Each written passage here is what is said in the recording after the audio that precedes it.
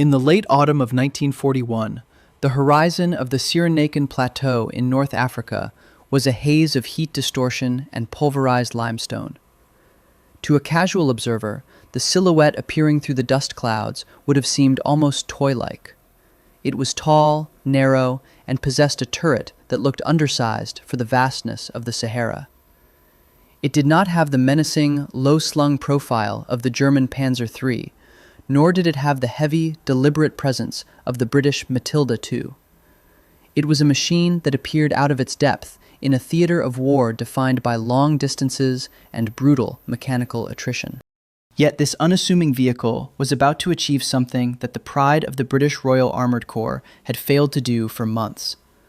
It was about to move, and keep moving, while everything else around it ground to a rhythmic, agonizing halt. This was the light tank M3, an American export that had arrived in the Middle East at a moment of absolute operational crisis. Within weeks of its arrival, British crews, men who had become accustomed to spending more time under their tanks with a wrench than inside them with a gun, would give it a nickname that would supersede its official designation. They called it the Honey. To understand why a diminutive American scout tank became a pillar of the British Desert Campaign, one must first look at the wreckage of the British Armoured Doctrine in 1941. The British Army was fighting a war of high-speed maneuvers across thousands of square miles of open desert. Yet they were doing so with equipment that was fundamentally unsuited for the environment. The primary British cruiser tanks of the era, such as the A-13 and the newly arrived A-15 Crusader, were plagued by catastrophic mechanical failures. In the searing heat of the Libyan desert, the Liberty engines used in these tanks frequently overheated, water pumps failed, and cooling fans shattered. By some official accounts, the breakdown rate for the Crusader during its early deployments reached as high as 77%. This meant that for every 4 tanks sent into a flanking maneuver against Erwin Rommel's Afrika Korps, only 1 could be guaranteed to reach the objective without a mechanical collapse. The tactical consequence of this unreliability was devastating.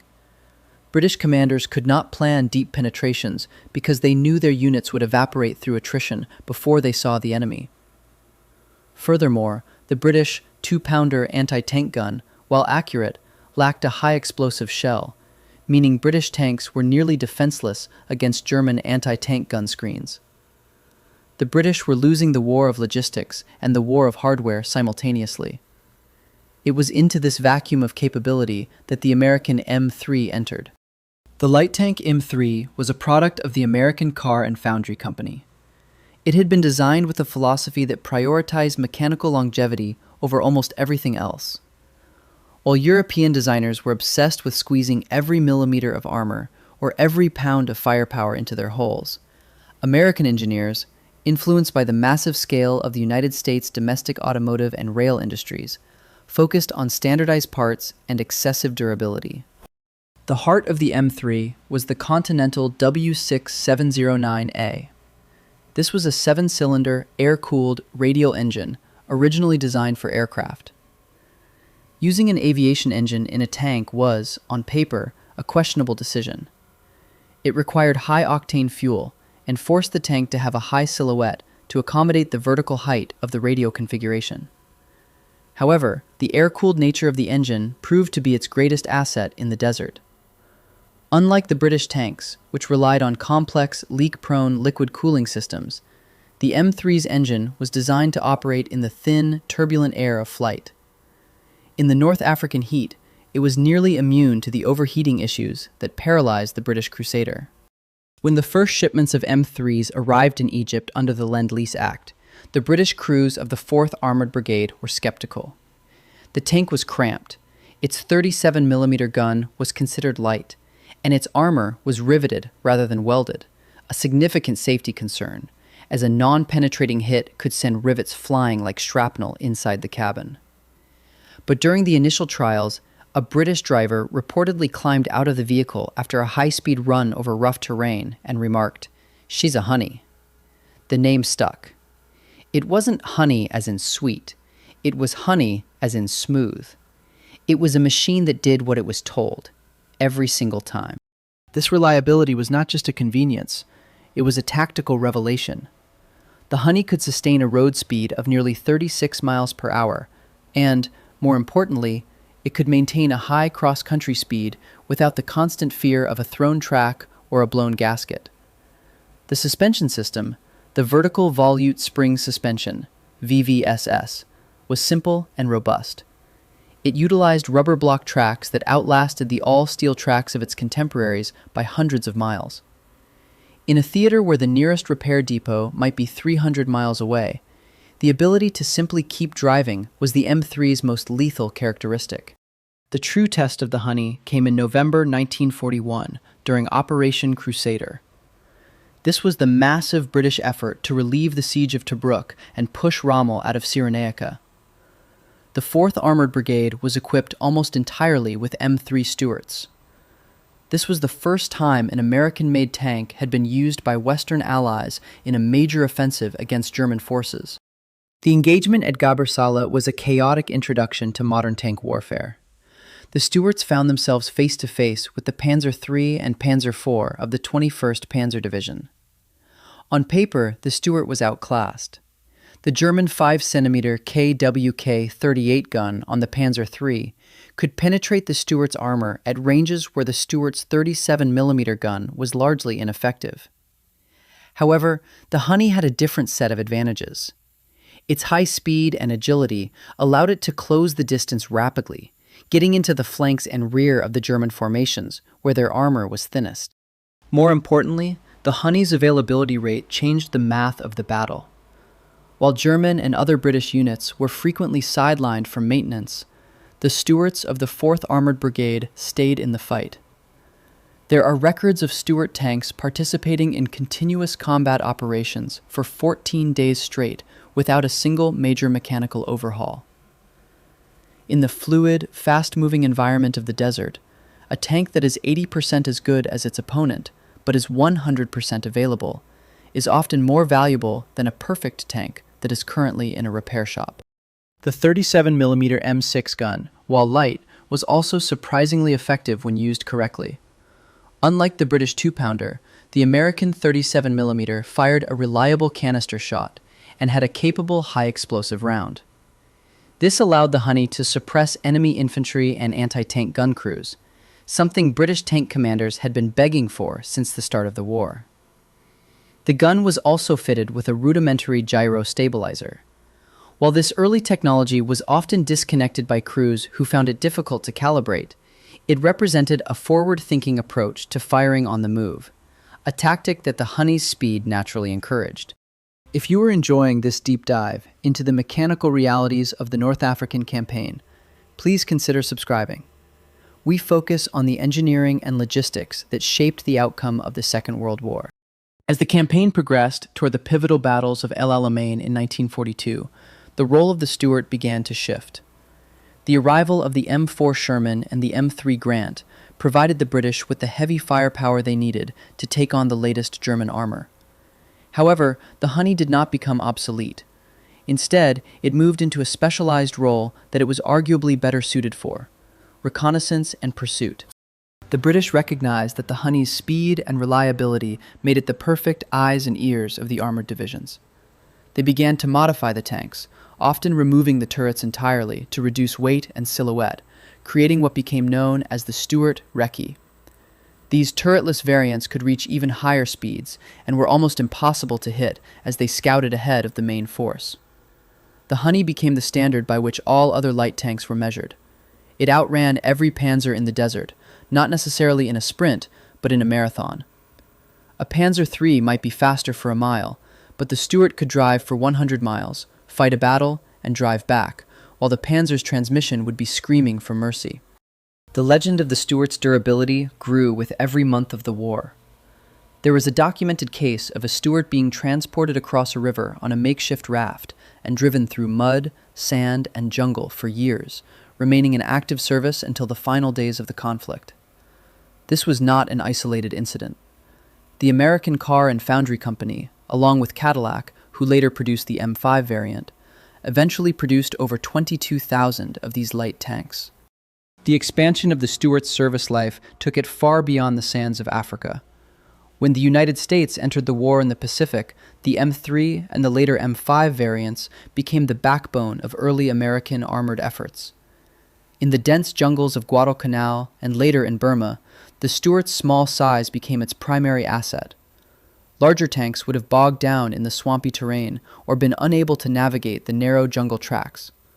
The Stuart, however, could be maneuvered through gaps in the foliage that would have stopped a Sherman in its tracks. In the Pacific, the Stuart's 37mm gun was more than sufficient against the lightly armored Japanese Type 95 Ha-Go and Type 97 Chi-Ha tanks. Here, the Stuart wasn't just a reliable scout, it was a dominant predator. The Japanese had nothing that could reliably match the Stuart's combination of mobility and armor protection. The same tank that was considered too light for the European theater in 1944 was the undisputed heavy hitter of the island-hopping campaign. However, the Stuart's most significant contribution remained the lesson it taught in the Mediterranean.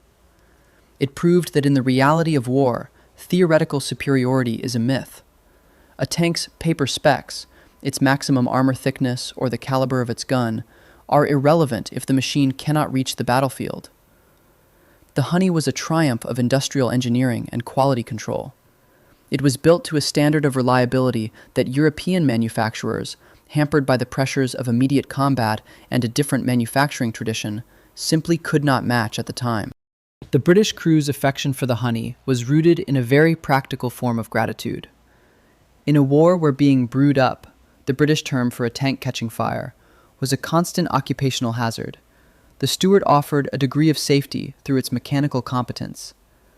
It didn't break down in no man's land at sunset, leaving its crew to be picked off by infantry or captured. It didn't stall during a critical retreat. It was, in the words of one veteran, the first tank we ever had that we didn't expect to fail us. By 1944, as the Allies pushed through Italy and into northwest Europe, the Stuart was finally showing its age. Against the heavy anti-tank guns and Panther tanks of the late-war Wehrmacht, the Stuart's thin armor was little more than a suggestion of protection. The 37mm gun, which had been so useful against the early Panzers, was now effectively useless against the frontal armor of almost any German vehicle. Yet even then, the Stuart was not retired. It was utilized for hedgehog duties, for carrying supplies to frontline units under fire, and for rapid flanking movements to seize bridges before they could be demolished. Its longevity is a testament to the fundamental soundness of its chassis. The M3 Stuart was the foundation upon which much of American armored success was built. It provided the data and the operational experience that led to the M24 Chaffee, and its mechanical DNA influenced the design of the M4 Sherman. The American philosophy of automotive reliability first became the standard for the Western Allies, eventually allowing them to outmaneuver the more complex but more fragile German big cats like the Tiger and the Panther. When we look back at the history of the M3 Stuart, we should not see it as a failed attempt to build a main battle tank. We should see it as a highly successful attempt to build a reliable tool. It was the Jeep of the tank world, rugged, versatile, and ubiquitous. It was a machine produced by a nation that understood that war is a series of logistical problems, punctuated by brief moments of combat. The nickname Honey remains one of the most enduring labels in military history, because it captures the essence of the vehicle's impact. It wasn't the conqueror or the slayer. It was a Honey, a machine that worked. It saved the British Desert Army by providing them with a platform they could actually use to fight, rather than one they had to fight against just to keep it running. In the final analysis, the Stuart's legacy is not found in the number of enemy tanks it destroyed, though that number is significant. Its legacy is found in the thousands of miles it traveled across 3 continents. It is found in the crews who survived, because their tank didn't stall when the shells started falling. It is found in the fact that in the most hostile environments on Earth, from the 120-degree heat of Libya to the 100% humidity of the Burmese jungle, the M3 Stuart simply kept going. The story of the Honey is a reminder that, In the engineering of war, the most sophisticated weapon is often the one that stays in the fight. While the Panzers may have had the reputation for technical brilliance, it was the tiny American tank that outran them, outlasted them, and ultimately helped drive them out of Africa. It was a machine that proved that sometimes the most important specification of all is the ability to show up to the battle on time. The light tank M3 Stuart stands as a monument to a specific moment in time when American industrial might met British tactical desperation. It was a marriage of necessity that resulted in one of the most effective, if underrated, combat vehicles of the 20th century. It was never the biggest or the strongest, but for the men who drove it through the dust of the desert and the mud of the jungle, it was, quite simply, a honey of a tank.